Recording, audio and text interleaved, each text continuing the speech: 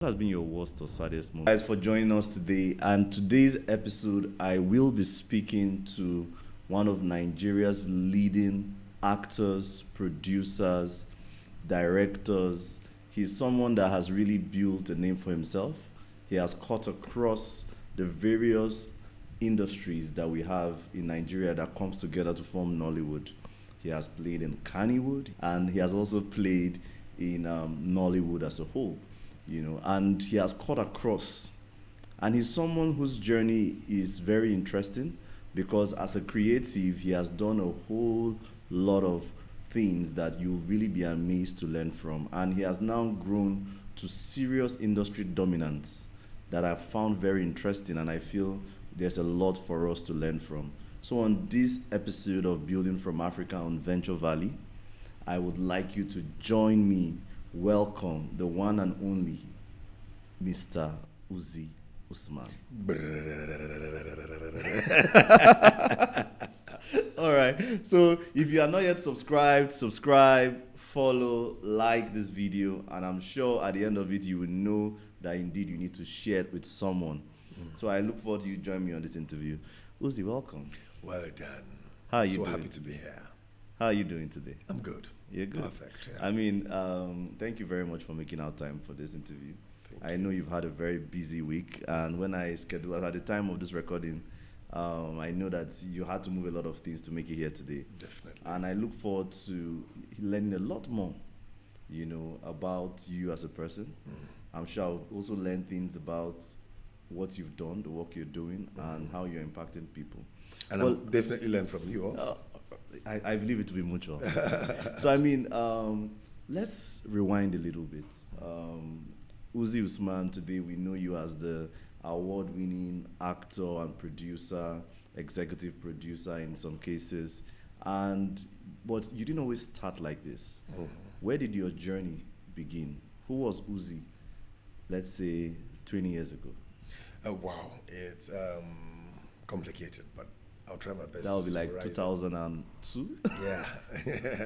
So 2002, I was still in school, but I have that passion for entertainment so much that even while I was in secondary school, I used to dodge classes from Kaduna. I schooled in command. Okay. So I was in school together with Omotola then.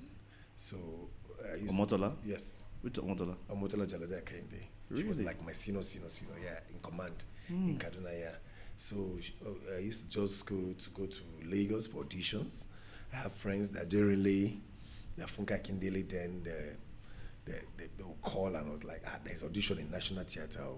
Then that's when they used to do one audition, everybody must come together, So I will leave school, my parents will not know, and then I'll go to Kao and do attachment in those luxurious buses and stay by where they used to put their legs. I'll beg them, like, please let me just stay there.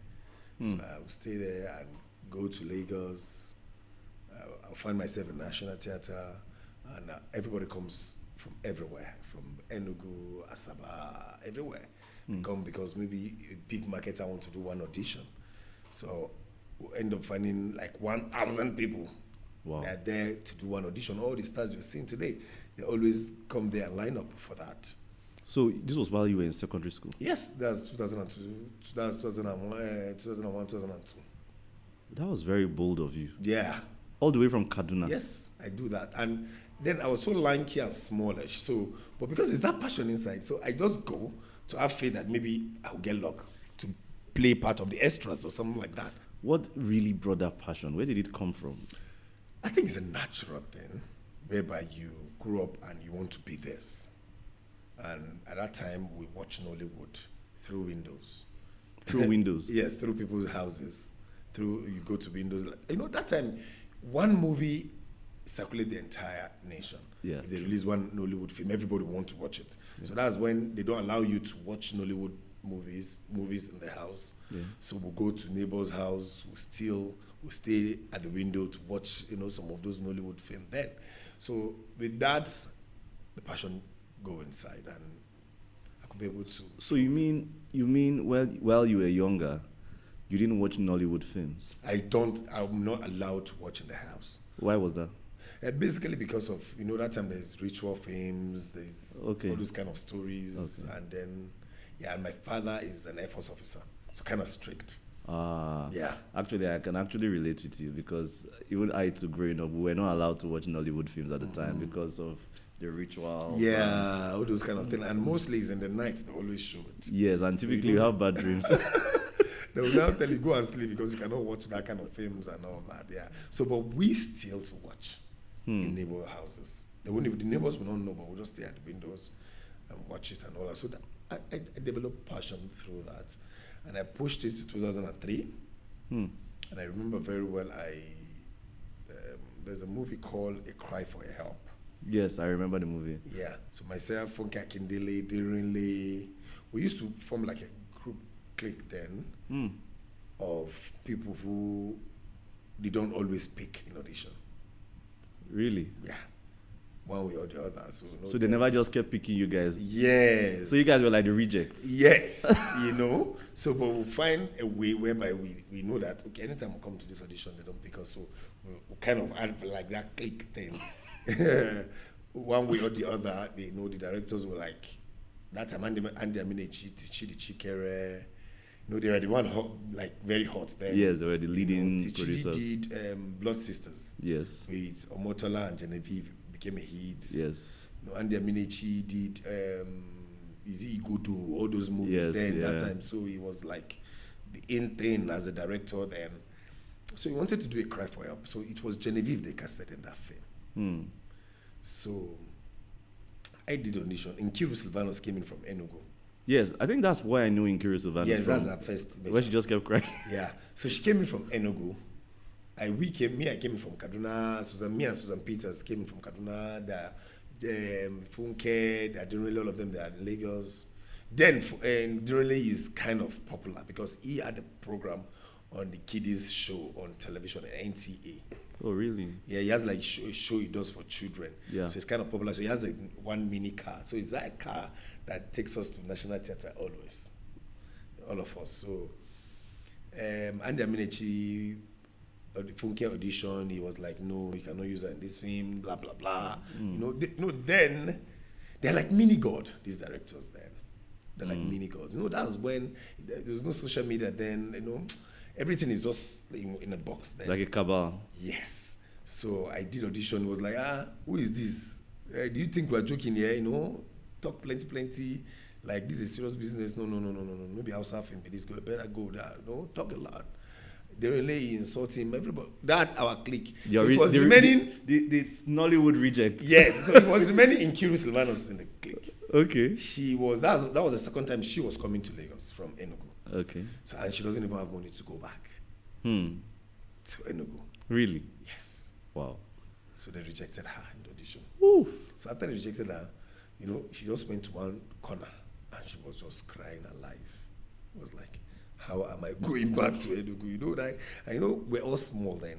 Out of all wheels, that's when we gathered there. I mean, this is not university days. No, this is secondary school days, though. What? Yeah. So Nkiru was just crying. She just went on the one side like that, was just crying.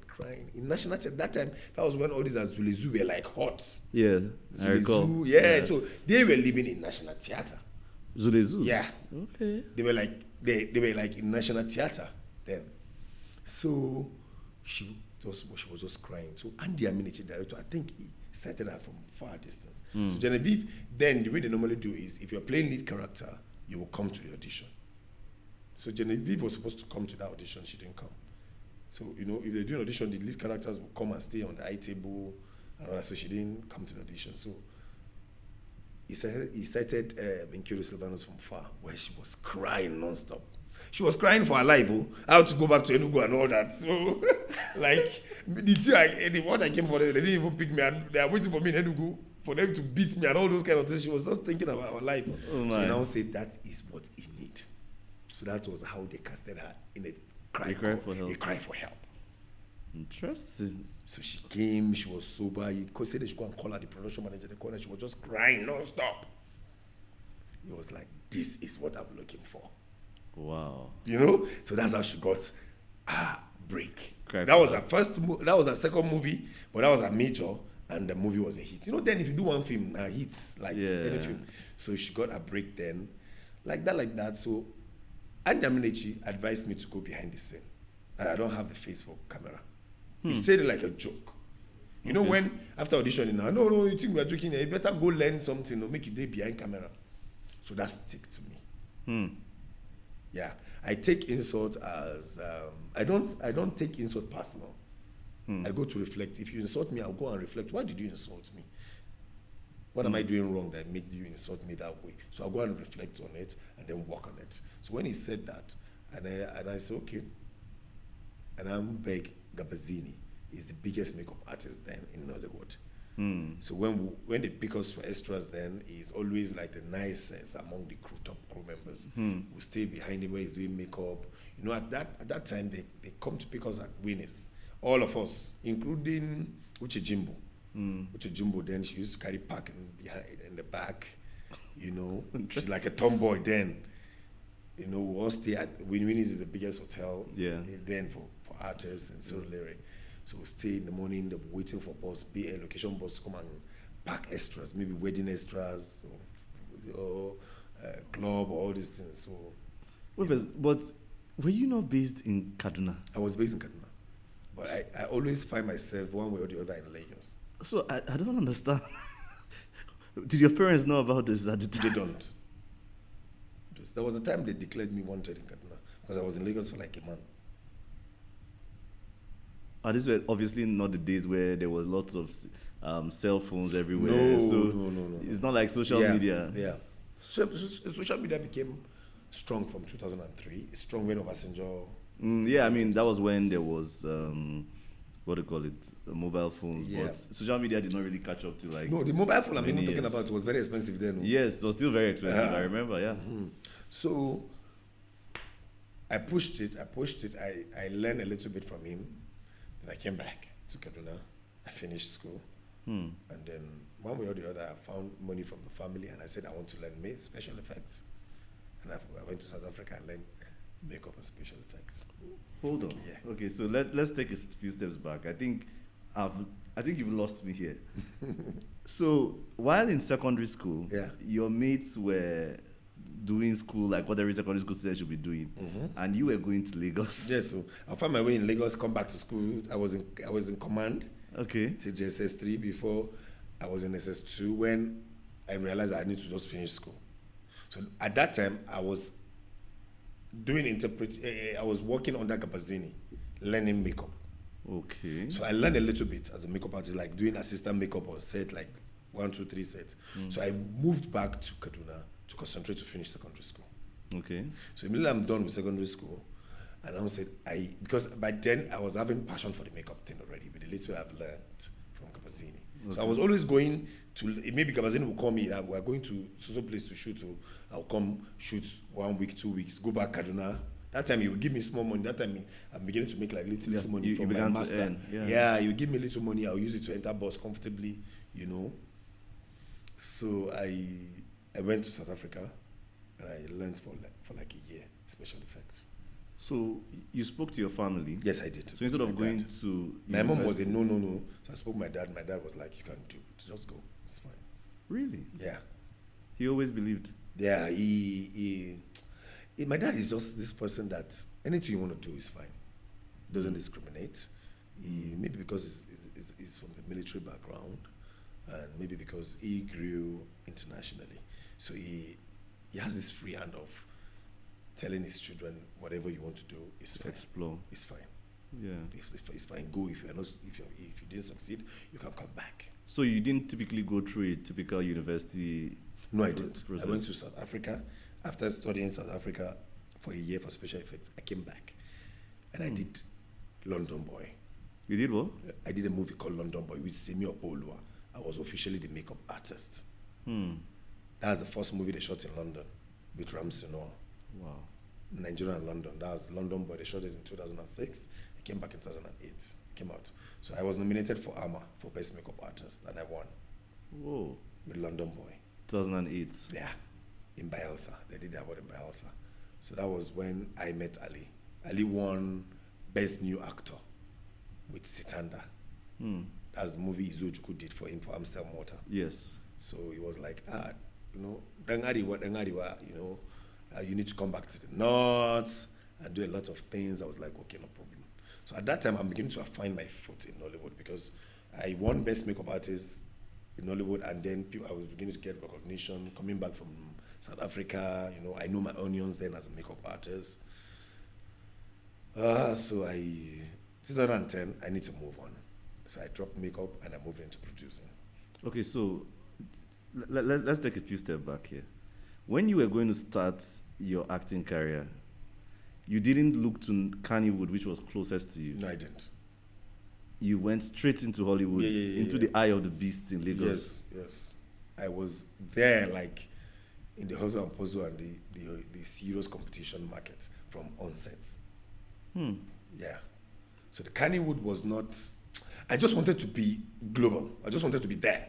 So the Kannywood was like, what am I like?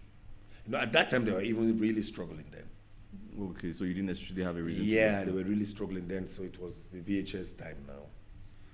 Yeah, that's true. So 2010, I produced my first movie titled Under. I shot it in Ghana. I shot it in Ghana with Tonto. Tonto was like the in thing then. Yes. So I took Tonto to Ghana and I shot it with Frank Raja. So I brought it to Nigeria, and it didn't really make waves, but I sold it outrightly to a marketer. How did you go about becoming a producer, and how did you get about funding your first project? Okay, so me becoming a producer was easy because while I was doing makeup, I had that connection with actors already. Makeup artists, you have this personal relationship with actors. Okay. It gives you the room to like come closer to actors. So I had that connection with actors, but everything I do has target. From when I was doing makeup, I knew I'm not going to spend some time. I used that to just stable myself in Nollywood. But I know where I was going to. I wasn't meant to be a makeup artist, but I need to use it to stabilize myself, to find my feet in Nollywood. To register myself for people to know that Uzi is coming. So I use that to get the connection, to get one or two people to be on my side in terms of friendship. So immediately I got that opportunity, I approached EcoBank then. My best friend, her name is Esther Okereke. She's based in Abuja. I remember very well. That I don't take for granted. She knows up till now, actually. So she knew I had this passion. Then, I normally stay in a house in Garkitu in Abuja. Anytime I'm in Abuja, I'll stay, patch up with her in Garkitu in the house, go to Lagos, come back. That's 2009, 2010. So she knows how passionate I was about movies. So she was having, all her money was 1.72 million then in her account, entirely in EcoBank. So she gave me the entire money. Yeah. Wow. Trust me, one day she just woke up one day in the morning, she was like, come, let me go ahead. She opened my first account actually. She opened my account in EcoBank in Garkitu. The account officer, she told them that they should open my account and transfer all her money, 1.9 or so, from my account to my account. She just have faith that I will use it to do something better. I will use it to do a film, and if it works, fine. If it doesn't, this was 2010. Yeah, that was a lot of money. Yeah, exactly. So she just, I don't know, she doesn't have that belief in me. So that was the money I used in shooting my first movie. Wow. And guess what? I shot it in Ghana. Wow. Like I wanted to go out of the space of the Broha of Lagos. You didn't even go to Lagos? I discussed with Tonto, and she was like, Uzi, the only way we can do it, because Tonto was very hot then. So she said, the only way you can do this, come to Lagos, help me unpack my things, let's leave and go and shoot this in Ghana. If it's Lagos, they won't allow you to use me and shoot. Because, producers were like on her neck. So she needed to go out of the atmosphere just to help me to shoot. So we went to Ghana. She assisted me a lot then, Tonto. And then we shot the film. So Tonto was like one of your friends that you met by doing makeup artists? Yeah, that really wanted me to grow also. But I have them a lot. So Tonto was like the next person I could talk to that I want to start producing. She was like, no problem. If you're ready, let me know. So when the opportunity arrives, when I had little money, I just called her. She was like, come to Lagos. When I came to Lagos, she was like, go pack, come over for here. Go Ghana, go do this thing. If you know, so you know, go work if not here. So that's how I produced my first movie, and I sold it to a marketer. I got the money, like I got 2 point something million back. You gave Esther I didn't money? give her. I told her, Okay. I now give her 1 million. She now said, okay, I should invest the other again back into the movie. So that was when Alinu was insisting, was on my neck, you have to come to the north. You have to come to the north. Because I was beginning to make waves in terms of, with a little amount of money, I could be able to do something different. Onda was different. So he saw that, this guy, the way he's going, let me quickly drag him to come and build Kannywood. Yeah. So, and I told him I don't want to do the regular Kannywood. I want to be the bridge between Kannywood and Nollywood. I don't even know how to do it, but I think that's what would make me stand out. Yeah. So when I came to Kannywood, I was in Kannywood for some time. I did some few projects. I did, my first one was with Jamaica. I did production or acting? Production. I have not started acting then. I did Water Sharia, Laira. I brought Jamaica. With Yakubu Sandage, I did it. It wasn't what I was looking for, And I said, okay. And I went back to Kaduna. Sat in Kaduna for 2 years. From 2011. I was shuffling between Abuja, Lagos, Kaduna as a producer. So, but I was based more in Kaduna because I wanted to see the market of the Kannywood. I wanted to be around them for some time. So I shot a movie called Ardem Majina with Adam Izango. He did fantastically well because what I did was to bring in equipment that they were using in Lagos. Okay. Because they in Kannywood then, they were using VHF camera. So Nollywood has moved to digital then. Okay. It's more like clearer pictures and sound. So I now moved some of the equipment to Kaduna and I shot Adam Mujina with Adam Izongo. So that was the first time they're seeing like in a Kannywood film crystal clear. Wow. With Adam Izongo, so it was well accepted. I made money. Marketers were rushing me then with the film. And then I was like, okay. So what I need to do now is how to merge Nollywood and Kannywood together.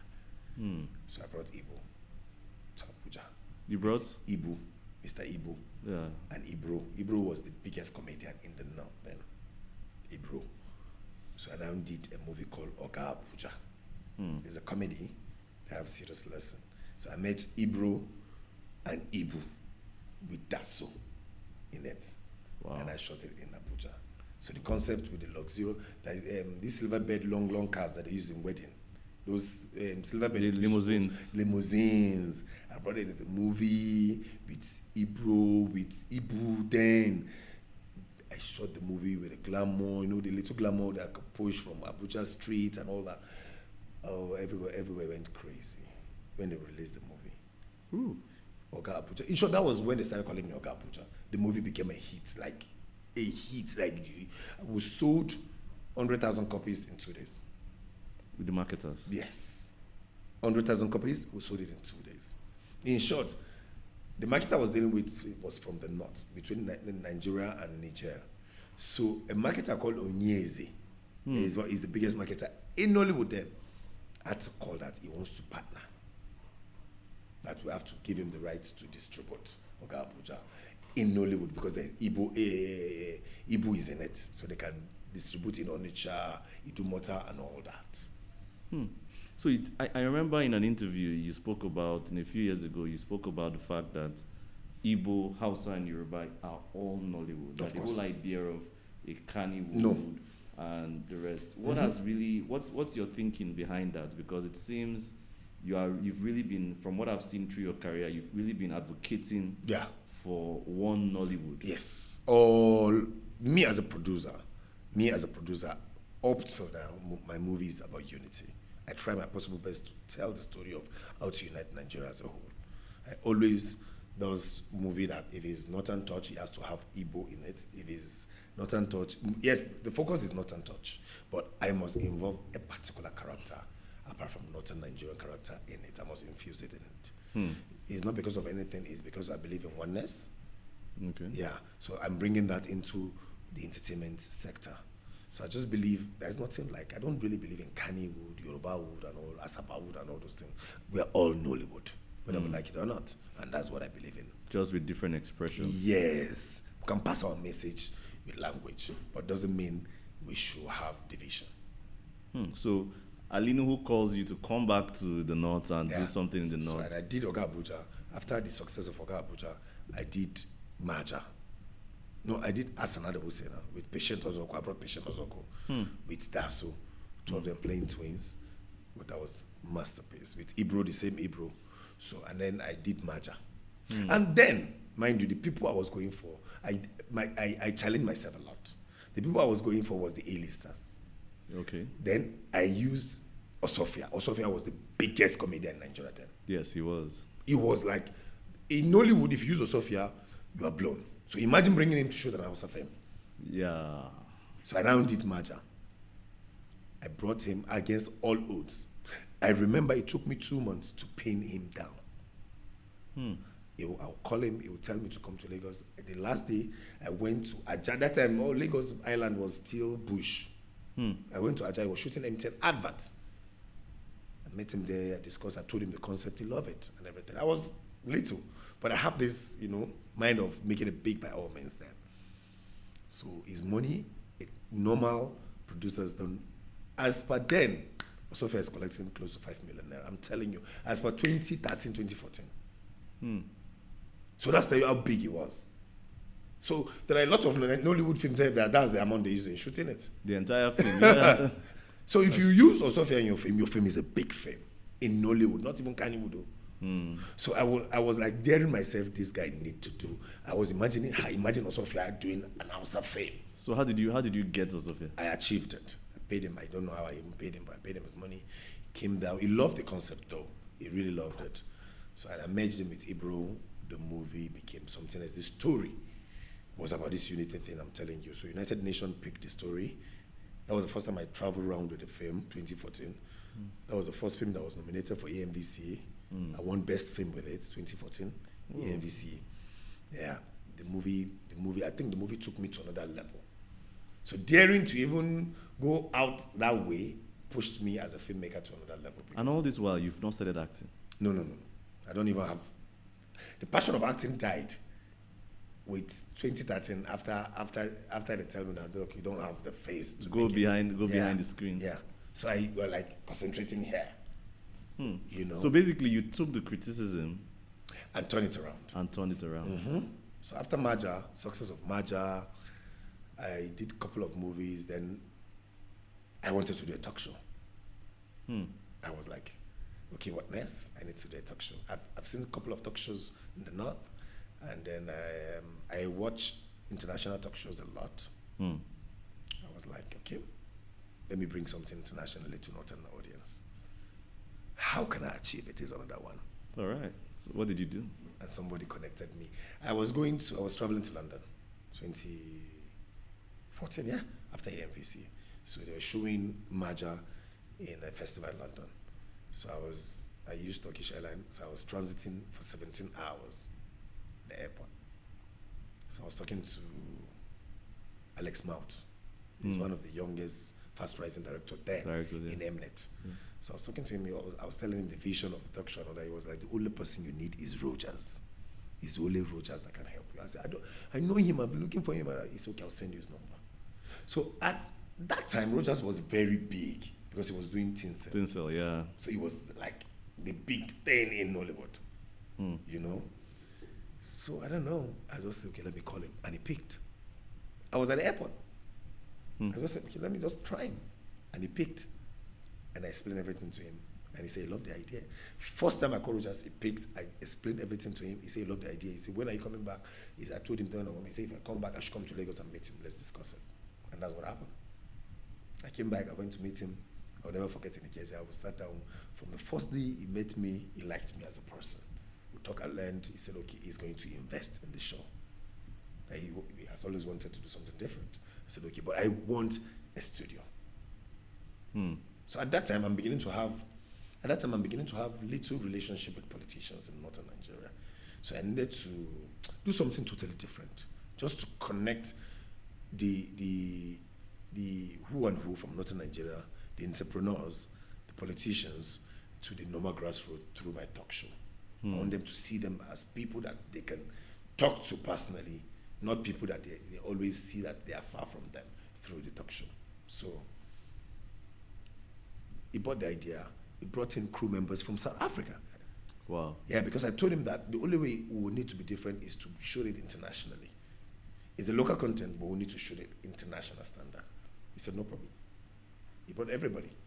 And we locked down. We said, well, I did the deal with Sandralia. We need to use that because they have this Arabian touch. Yeah. To give you the northern feel. So I got introduced with the owner and I told him the vision. He charged the money. We went to look for the money. We paid them and we locked down their reception and we built the studio at the reception. I remember I was there one of those times. Aha. So, I used my connect to talk to one or two. I talked to Erufai then. I talked to one or two people and they came to the show. And this was this your first time back on screen? So, yes. Yes, that was the first time I'm coming back on screen as a talk show host. You understand now? I'm coming back as a talk show host. And also a producer of the show. Because I knew I'm the only one that can pull it as a producer. Because producing a talk show is different from producing a film. Yeah. Because a talk show, you need to have personal relationship with a lot of the guests. Yes. Because in Nigeria, we have not gotten to the point whereby professional producers can go and drag some kind of people to your show. So it's you that will use your personality and your relationship to go and drag them. It's not like international, whereby a producer can walk to anywhere and introduce her or himself as a talk show host and give him that respect. You understand what I mean? So I needed to take that crown as a producer, especially for the first season of the show, to make it a success and also host the show. So I did it successfully. And Northern Nigeria has never seen something like that. It became a boom. How many seasons are you guys on now? Well, I stopped it for some time. Yeah, but we did up to 3 seasons. Tororin Zamani. Zamani, yeah. So the first one became a boom. Because they have not seen something like that before. Where, number one, I brought Ellen DeGeneres show to the show. Yeah. If you watch Ellen DeGeneres show Yes. very well. I brought a little bit of what's her name? Oprah. A little bit of Oprah, but the show was designed like Ellen DeGeneres show. But I brought a little bit of Oprah in terms of personal interviews to the show. So Ellen DeGeneres show was the concept of the show where no matter how big you are, you enter with dance, you can eat food, you will do games. No matter how big you are, governors were doing games. Yes, I recall. Yeah. So the audience could see that, okay, so the people they see like idol, like governors and ministers, so they can be as free as they never thought they are through the show. So they can connect with the people that they are far from through the show. So the show was well accepted in the local market of Northern Nigeria. So while I was doing this season 2, Rogers was planning a movie called Voiceless. Then it was Make Room. So he was the first person that told me one day, after the presentation we finished, he now said, you have all it takes to be on television now. Rogers told me that. He said, I will never forget. I was just coming down from the stage. He said, Uzi, you have all it takes to be on television now. You have the charisma, you have the expressions, you have everything. So a producer told you didn't have all it takes. You went behind the scenes. Another producer tells you have all it takes. Yeah, after like 1 decade. Wow. Yeah. So we were planning Voiceless together as producers, as an investor. That's the Boko Haram movie. Yeah, cool. Yeah. I mean, it made waves. It was the first of its kind in its category. Yeah. So we planning as producer, me and him. I got all the. That time Brutai was a good friend. He gave us permission, everything. I didn't know he was having a different plan. He never told me. Okay. So they were ready to shoot in Jos. We were waiting for Brutai to get the final permission. And the shooting was remaining 2 days to kickstart. So we're in Brutai, me and him were in Brutai's office from 4 p.m. till following day 6 a.m. at Army headquarters near 10. Why? Because he was not around. So he was coming back. His PO told us that he is coming to the office by 12 in the night. They told us to come around 4. So we're there. So around 6, nobody was answering. Around 8, the PA now called back. I was calling the PA, wasn't picking. So around 8, Rogers was like, we are not leaving this office until we collect this letter, because without that letter, we cannot, because of the kind of film we want to shoot. And that time, remember, mind you, Boko Haram was like the major hot thing in the north. So we needed support of Nigerian army badly. So the PA called me around 8, was like, they are coming to the office around 12. So we had to stay. We were there. They came in around 1 a.m. Brutaya, we entered his office around 1 a.m. So he was now showing us the way the bandits live their lives on his iPad, showing us everything. So the way we are going to shoot the movie has to be this way. So all those things took us to like 4 a.m. We're in his office. Yeah. So we finished. He wrote the letter with his hands, signed. I make sure he called the commandant in Jaws to give us all the support, everything. So I achieved that. I went and packed my load. I was driving my car, my Honda. We moved. That morning, we moved to Jos. So I was on the way driving to Jos that morning when Rogers told me that, you are going to play Banza, right? You are Banza in this film. What? I was driving. He was in front of my car. We're going. He said, you are Banza, right? You are the one playing Banza, right? Do you know that? I was like, I don't get it. He said, because I've read the script, so I know who is Banza in the script as a producer. He said, you are Banza. If you like, spoil the film. If you like, make the film. That's what he told me. He was in the driver's side. I was driving to Jos. The next day was production. In short, they have started shooting with Robert Peters. I was like, wow. I didn't even believe him until we got to Jos. So the thing became a serious argument, I won't lie to you, between the director and him. The director was like, no, he has casted Segun Arinze already. Rogers said no. But what he wanted was, he doesn't want people to know that that character is a villain. So me, as everybody has known as Uzi, the way I am, they won't see me coming as villain. So, but immediately they see Segun Arinze, they will know that this is what he's coming to do. So he wants to achieve a movie whereby they won't see the actor coming. So, and he wanted a neutral face then. So that was my first time as an actor. Back on screen as an actor. Really? Yeah. So how can I achieve that? And I remember while I was growing up in Kaduna, there's a friend of mine. His name is Ismail. With the funny thing, we're still friends. After the movie, I told him, he was like, you are crazy. Then in the community, in the area in Kaduna, it was like the rejected one. You know, where you have somebody that is one that smokes, is one that does this. You know, the community people will just ostracize him. Yes. So at that time, he was my very good friend. Yeah. The people that they hate, I love them a lot because I want to know the reason why people hate them. So I draw them close.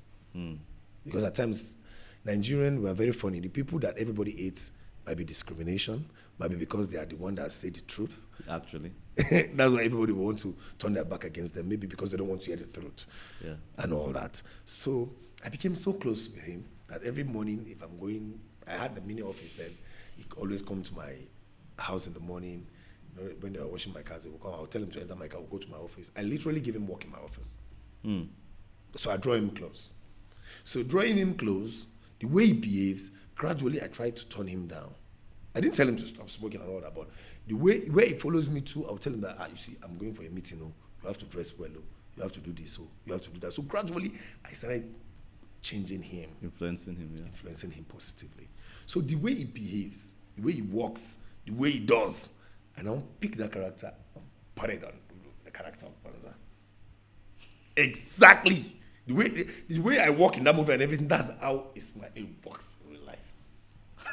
Especially if you don't smoke, you don't high. You can't tell him anything. I'm the only human being that he's afraid of. Wow. And the funny thing is my senior. He's senior me with like maybe 7-10 years. Wow. But matter of approach. Yeah. You know? So I now pick that characterization and put it in that character. And that's how Banza came to life. And that was my first nomination as an AMVCA actor again. In 2020. So you didn't have to play the small league before you got on the NBC? That was my first film. And that was the time I got nominated as the best actor. in the NBC. Do you know that we've been friends before that film? Yeah. And I can't believe that was your first film. That was my first film. What? Yeah. That was my first film as an actor. Because that was a very... The characterization. That was a very, first of all, that was a very big film. Yeah. And that was an international sensation. Of course. I think I remember you guys... I mean, the stuff you guys did on that film, the bombs there were real. Like, it was like a Christopher Nolan kind of... They brought in South African VFS now. Wow. All the bomb, everything was from...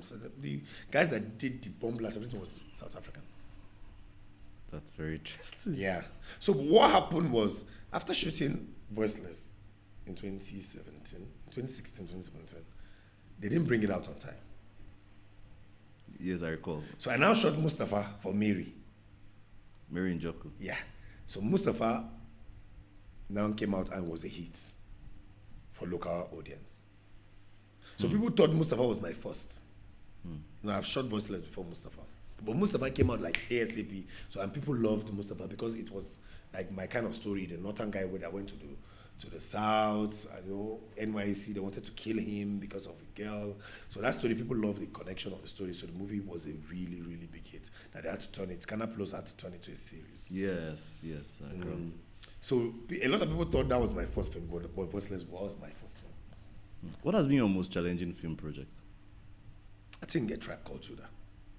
The Tribe Called Judah. All right, so, and which one? No, and I think, okay, it's a two thing. Anikulapo was stressful because of where we're shooting and all that, but challenging in terms of delivery and all that. I think it looks simple if you're watching it, but when we're doing it, Funke would drill you to want to bring out the best in you, because a movie, she always wants a movie to look natural, not like you're acting. So in achieving that, she takes like one scene, she takes like 15 takes to get the naturalness in you. So how was it like? Now that you began conversation about A Tribe Called Judah, let's even dig deeper into it. How was it like for you getting the call to play the role you play in A Tribe Called Judah?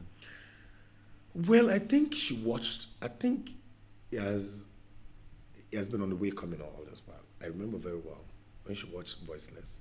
You know, Voiceless took me to another level in Nollywood as an actor. That was like, who is this boy? I don't know if you understand. So Voiceless was like all the major filmmakers. I got introduced with Voiceless as an actor, officially in Nollywood. Yeah. So when she watched Voiceless in Netflix, I remember very well. She sent me a DM on Instagram. She followed me and sent me a DM on Instagram. I was like, that was a performance. Funke said, please, I would love to work with you in future. I have a script and I want to work with you. That was 2 years before A Tribe Called Judah. Yeah. So apparently she has me in mind already. Yeah. But she doesn't know the project maybe in particular. You understand what I mean? Yeah. So we had that conversation for like 2 years, then we went off. So she was in the US when she contacted me on WhatsApp. And she said, I think the time for us to work is now. I have a project and I want to be on board. You're one of the lead characters, blah, blah, blah. I'm coming back next week. Please, I'm going to fly you to Lagos. I was like, man, it's Funke, man. I'm happy to be part of it. So, she shared the idea. We all love it.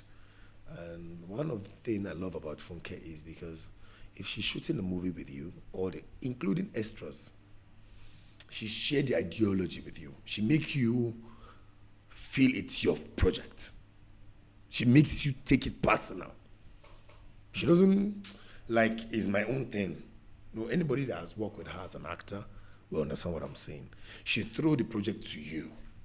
So you want to accept it like it's my project. So you want to bring your all to achieve it positively. So how was it like? I mean, in your early days or your early sojourn into Nollywood, you and Funke were all within the rejects. Yeah. The Nollywood rejects. Yeah. How was it like reconnecting with each other? Okay. And all that full circle moment, really? Because, you guys obviously just still went as rejects and chased your career. And back again. Now this is like a meeting point. So how was that moment like for you? Okay, so 2020, yes, 2021, when I was nominated as Best Actor, she was nominated as Best Actress. Interesting. She was nominated as Best Actress. So I remember we met at the red carpet when they were doing an interview before you enter the hall. She was sitting. I was doing an interview. So after me was she, coincidentally, for the red carpet interview with Uti. So after I finished, when I came, she now hugged me. She now said I should sit down. I sit down. They were waiting for her for interview. She now said, Uzi, do you remember 10, 20 years ago? I was like, trust me, at that particular time, the worry me now, the brow of the award, I couldn't even remember anything. She was like, we were both on the street of Lagos. We don't even know our fate. Today, we are the one that the entire Nollywood are celebrating. She said it 2000 and when I was nominated on the red carpet. She held my hand and was like, imagine, look at us today. Wow. I didn't even know I was going to shoot a film with her. But I was nominated as a best actor with different projects. She was nominated, I think, the Battle on Boca Street or something like that. Or Omogeto, yeah, I think Omogeto, so. yeah. So she was like, I was like, that's live. Because I don't take things personal. So I think it's working for me a lot. I don't take things to heart. I don't know. I just see every aspect of life that comes to me like a challenge. Do you understand? Like a challenge for me to move on to another level. So I've moved on. Like, yes, you know, okay, now you know, help me reach this point. Because maybe if I didn't pass through that route, I wouldn't even be in this point. Very true. I don't know, maybe you understand what I'm saying. So I just laughed over it. We even talked about it while we were filming again when I was shooting A Tribe Called Judah. Really? Yeah, she was telling everybody how I don't even have money, but how I will be the one to support this, I will be the one to protect this, I will be the one like, then with Mary Remy, that's why I'm very close with Mary Remy. When I came back, I was doing makeup artists. My people that I left then, they were still like struggling in terms of acting circle. If I got opportunity to be called as a makeup artist, I insist they have to cast them. And she was part of it. Mary Remy, when I got opportunity for London Boy, I put Mary Remy to play. I make sure they casted Mary Remy to play Ramsey Nouah's sister. So you were also looking out for opportunities for your friends? Yes. So they never forgot. They were always like, okay, even when you were nobody, but because the little opportunity that you got, you were always carrying us along. Yeah. So she always said, even when we were shooting, she was telling everybody about it. Yeah, so, but it's one of those things. I mean, you recently played a very, very interesting character in Anikulapo. Yeah. Prince Kuranga. Crazy. That was a very complex character to play. I mean, we saw you being beyond Kannywood. We saw you being a Yoruba man. And how was it like really for you embodying that character? It was challenging, but I thank God to Kunle Afolayan. You know, Kunle Afolayan is another person that I love so much. He's somebody that really believed in me also. We've come a long way. I don't call him 001 for nothing because he knows his onions. I remember he told me about this project 6 months before filming, principal filming. He actually paid for me to go to gym because of that character. So he paid attention to details. So he nurtured me into it. He nurtured me into it. He said, Uzi, that character is very important in this film. Yeah, it's not big, but it's extremely important in the film. I want to infuse the northern audience into this film. So how are we going to achieve that? I want your support on it. And yeah, boom, we did it. So he's an actor's director. He flow with your mood. If you're not fine, Kunle can shut down your whole production because of an actor is not okay to deliver at that particular time. Really? Yeah. I think he's the only director that I've worked with that have gone to that level. If he's working with you as an actor and you're not in that mood, he will say production shut down till tomorrow. So he shoots like international standard in Nollywood, yeah. Yeah, I think Kunle Afolayan has really set a standard. Yeah, he does that. Yeah, I think you can't take that away from him. He's been one of the people that have kept taking the bar to the next level. Yes, and I think Anikulapo was one of those projects. Yes. It was one of those projects. Still agree. So, I mean, what are some major lessons you've learned working with him? Just be dedicated, be focused, be determined, be hungry. You need to be hungry for fame. You need to be hungry to make money. You need to be hungry to achieve success beyond your level. So I think a lot of producers in Nollywood are contented. So he is hungry to go higher, beyond where he is today. He is hungry to go beyond that tomorrow. Yeah. I mean, Uzi Usman, the makeup artist, the producer, the actor, and what are we expecting from you next? But producing. Really? Yeah. So my company, I'm taking the producing aspect to another level. Okay. But as I said, no matter where I take it to, it has to be about our stories in northern Nigeria.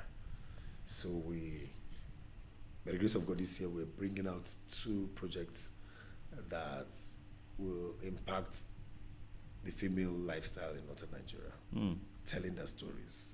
We need to go deep into it.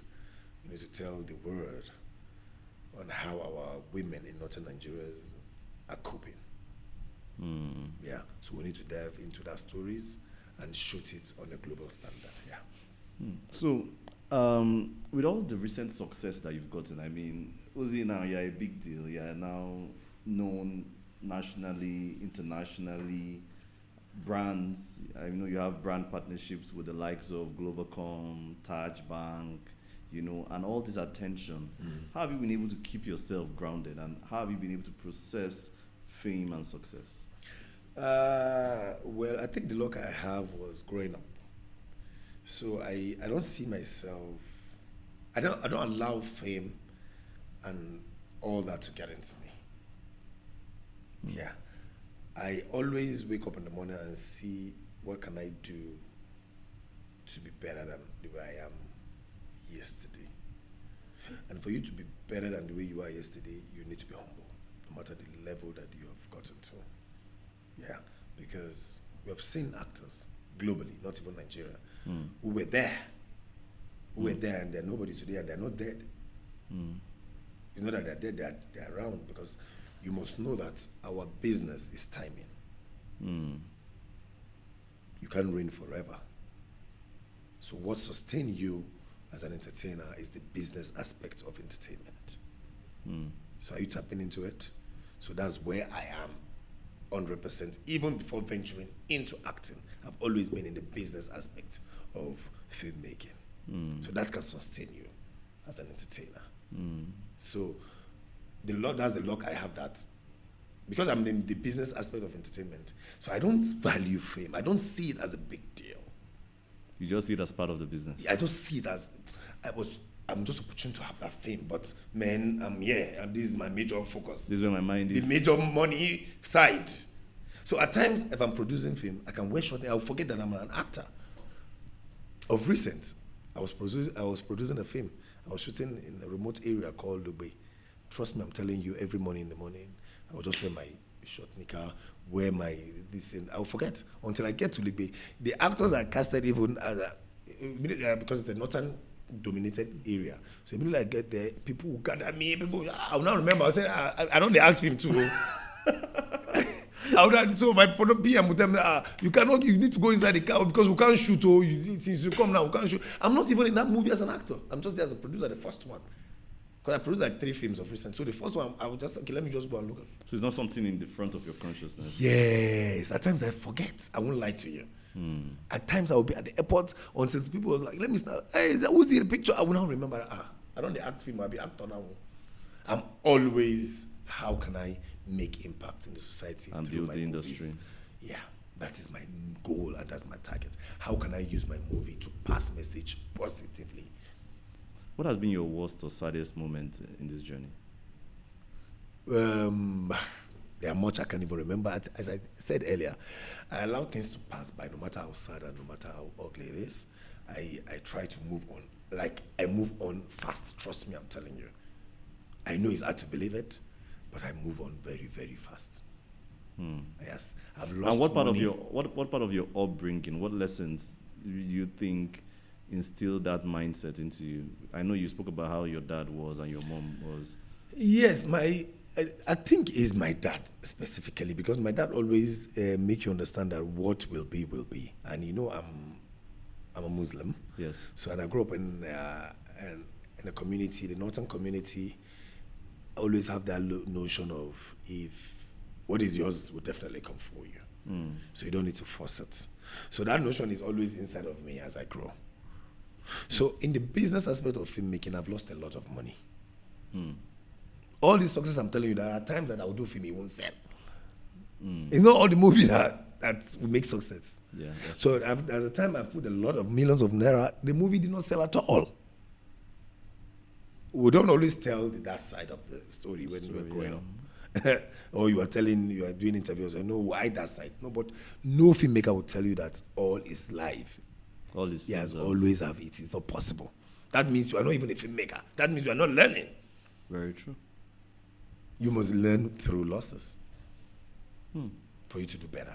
So what are like one of the biggest lessons that you can tell a current young filmmaker or actor or producer who is trying to get into the industry? They need to be patient.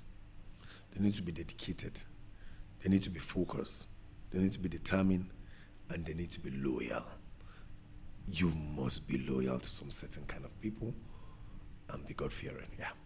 So, but I mean, I'll drill into one of the keys you just mentioned now: loyalty. Yes. I have a joke, and I've told you before, so I'll say it on air. You always have, everybody is the bestest. bestest, you know. And I think yesterday, when I was preparing for this interview, I told one of my colleagues in the office that Uzi is one of those people who, like the name of this your series, Ferengini. You have Ferengini. You're a likable person. It's almost like you can do no wrong. Everybody that meets you just likes you, right? So, and I observed the way you cut across. Because, yes, I won't lie to you. I'm sure you are very well aware that in Nollywood, there's this form of cabal. There is. Cabal. Of course. But for some reason, you've been able to cut across all the cabals. One way or the other. Yeah, I go enter. Yes, and Uzi Isha, they are bestest.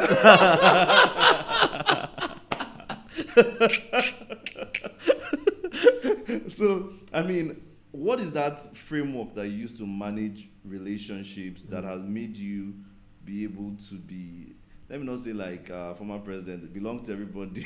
And belong to nobody. Belong to, yeah, that kind of a thing. Okay, so the thing is, as I said, loyalty. I don't joke with it.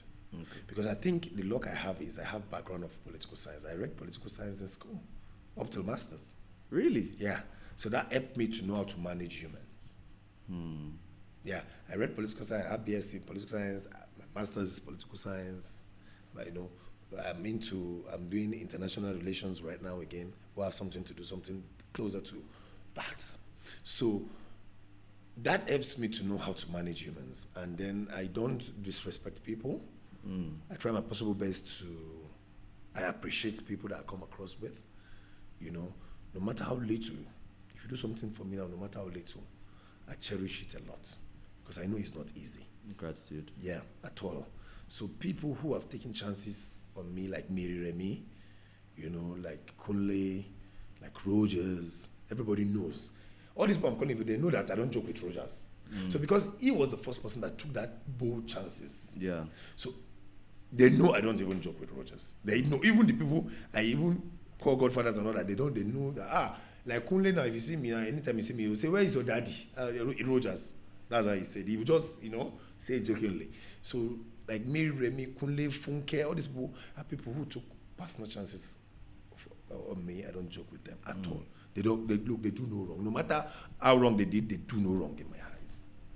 So, and then people who I come across as friends and all that, I call them that respect also. Because it doesn't take anything. It doesn't take anything from me for me to respect you as Elijah, for me to give you that, your timing that you deserve as friend. You understand what I'm saying? It doesn't take anything from me. If I respect you now, I'll still go to my house and sleep. Yeah. You understand what I'm saying? So why do some things that will hurt you as human? No. So I try my possible best to manage humans and to just make people happy. You know, you cannot satisfy human beings, especially black human beings. No, I don't agree. Well, but that's the fact. I get what you mean. I know. There's a peculiarity to Africans, yeah. Yes, because the reason is because we are too sentimental. So to satisfy sentimental people is very difficult. So but you try your possible best to do your best and leave the rest to God. Yeah. So, what are some mistakes that you currently see within the industry that you feel players within the industry are making that is not really going to help, that is really not helping the industry? I think they need to give people more opportunity. We have independent filmmakers who they are trying to oppress by all means, and people who have the opportunity to be there. So, yeah, I think they need to open up the market a little bit more. We have young guys who are crazily doing well in that aspect of filmmaking, but they don't even have opportunity for them to show their content because some certain people have sat there and refused to open up the market. If you open up the market, the sky is big to accommodate everybody. I always say it. What is yours will definitely come for you. It might take time. So why will I steal it? Very true. Why will I hold it? Because when you finally get it, I might lost it. You understand what I mean? Yeah. So why not let me open it up for you to come in? So if I'm losing it, you will hold my hand also, all of us will be moving together. So but sentiment comes in, you know. So I think they should open up the market for young filmmakers to come on board, take their opportunity very well, take their chances also. You know, they should soar higher the way everybody is soaring now. Anybody that does good film, let him achieve his fame with his good fame. Yeah, don't say it, okay, because I am Uzi, I won't allow so person to move. And maybe that person has good content, for example. No. I think that's one of the major. We must stop negative competition. Yes. The sky is big to accommodate everybody. Thank you very much, Uzi. So I'll go into some questions. These questions are a bit simpler. They won't require you to think too much. But so if you could remake any Nigerian classic film, which will you choose and why? If I'm to remake, there's one movie Regina asked, Suicide Mission. Suicide Mission. Because of the message in it. Do you know Suicide Mission? No, I didn't see it. It was done by Regina Askia and RMD. So it was about what is happening right now. They did it then, about domineering of a household in terms of women that want to dominate. Like women that want to take over their husbands by all means. They're always cheating, thinking they're cheating, and they're not even cheating. So they go all out up to Babalawo houses to do what they're not supposed to do, and before you know, they'll rape the man or kill the man because of selfishness. And it is what is really happening now in the society. So I would love to remake that, but on a higher pedestal, on what is happening in Nigeria especially now, whereby a lot of infidelity, a lot of untrust, because a lot of marriages are passing through it. A lot of women don't trust men anymore. Yeah. And vice versa. The percentage is very, very high and vice versa. In marriages, a lot of people are just married, but they are not happy. They're married because of society. They're married because of what people say. They're married because of they just want to bear the name they are married. So no sincerity anymore in marriage. Like the percentage is extremely high. Like my friend is a court judge. So he always tell me that, Uzi, today I have 100 and something people that want to divorce. Wow. Yes. The day before yesterday I was talking with him. He's the chief judge in the Era 10 court. Oh, yeah. The day before yesterday he told me he has 150 something people that came to the court that day that they don't want to marry anymore. Oh, yeah. So you can imagine. That's only Abuja Area 10, no Kaduna, no Lagos. So the thing is, I don't know where people are going to. I don't know. So you believe? It seems you really believe in the use of movies to create social good. Yes, so much. I'm actually going to do that story. This story I'm telling you about. Yeah, maybe on my own way. Yeah, because I think people need to be themselves.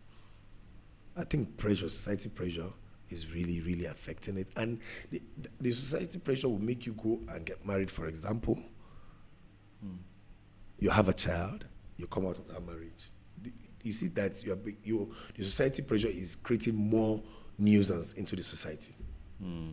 I don't know if you understand what I mean. I get what you mean, yes. Because that lady now will come out. The guy now is out, and they have a child. And both of them now are out to go and look for other people's children again. To go and do something with her now. Yes, that they don't even trust, that they don't even know. Maybe they will trust them again.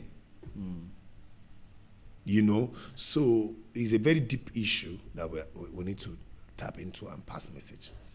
Okay, so what's your favorite movie quote or favorite movie line that resonates with you? Can I remember anyone? There's one that kind of used to say. Are you serious? Yes. Sacrifice. Yeah. Nah, sacrifice. I mean, nice sacrifice. Nice sacrifice. Yes. That you'll be pointing your eyes. Yes. You need to sacrifice. Okay. Can you share like a funny behind the scene moment from any of your recent sets? The one that is very fun, I won't lie to you, is A Tribe Called Judah. Oh, really? Funke is something else. We'll shoot a scene, we'll have to party. But I think Funke and Kule, because Kule does that too. He party a lot. But Funke, advantage of the difference between Funke and Kule is party. But Funke, she will make you laugh, comedy, she might wear socks to this point. You know, if she see you are moody, she will come and meet you, she will climb on top of your head. So A Tribe Called Judah set was total fun. We shot for 2 months. Trust me, we could have shot that movie for 1 month, but because of the way we play, we play a lot. Yes, we play a lot. And if you watch the film, it shows. Because she tried her possible best to make sure that this family became natural. Yeah. Yeah. What's one thing that people might be surprised to learn about you outside of your film work? I'm a farmer. Really? So how do you have time to do that still? Yeah, I do, actually. That's the funny thing. But I have people taking total control of it. But once in a while, I indulge into it. I go there, I stay there. Like last month, I slept there. Oh, really? Yeah. Because I have some animals who are sick. So I need to see the way they're treating them and all that, because we lost some couple of sheep. Okay. So I need to see the way, they say they took something from the water.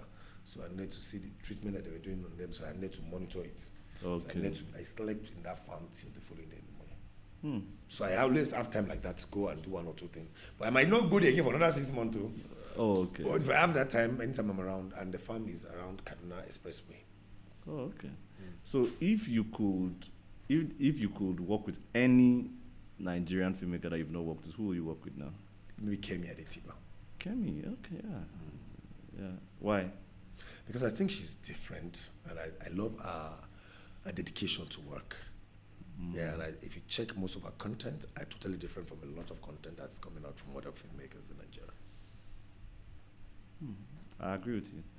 Kemi is actually very unique. So what next? What can we expect from you in the next couple? Big movies coming out from Northern Nigeria, from Uzee Multi-Concept Limited. We're on it. Kamu, the name of the movie is Kamu. There's one Dembe. Those are the 2 top projects we're totally concentrating You're in Dembe? You're in Dembe? Yes. Interesting. I should be in Dembe. Yes, you will be in Dembe. That's gonna be a powerful movie. Yes. I believe so. Yes. That's gonna be a powerful movie. I'm looking forward to it, and I'm looking forward to when you guys are gonna shoot it, because I think it's actually going to tell a new perspective from the North and bring some conversations to the front burner. I totally agree. All right. Thank you so much, Uzee. I appreciate it. Thank you for making our time to speak with us today, and would obviously look forward to your movies, Kamu, Dembe, and any other one that is coming out from the stables of Uzee Concepts. Maybe smaller. I know I do a lot of television films also. Oh, really? Of course I do television films. I'm being commissioned by Africa Magic. I'm being commissioned by Rock TV. I do a lot of small movie projects, yeah. Why do you do small movie projects still? That's what sustains the company. Okay, it keeps... Yes, I have staff. So when they work, true. You understand what I mean? They shoot, like, even if I'm not around, I go get the contract. I give them the shoot. At times I appear in some. So, right. In short, that's where we even concentrate more on. That's our major, actually, television films. We do series Okay. for television. Yes, I do. I just finished a 4-season series. Wow. We're even planning on that one now again. So 4 season. Yeah. Wow. That's very impressive. Thank you so much, Uzee. It's a pleasure. We really appreciate it.